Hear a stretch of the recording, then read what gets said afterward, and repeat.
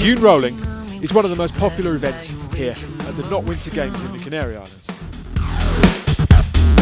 But for the uninitiated, it's a little bit complicated.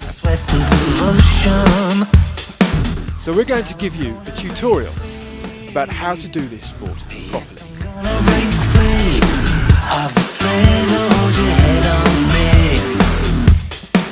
Technique number 1, which is basically how you shouldn't do it. How do you feel? Slightly sandy. However, there is another way of doing this.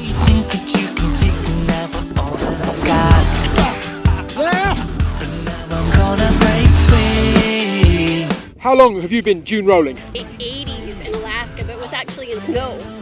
Hans-Peter, what do you think your chances are? Maybe I'm the last.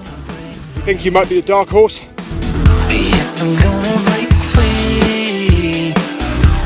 Are you looking forward to the gold medal?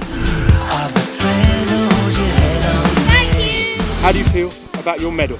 Yeah!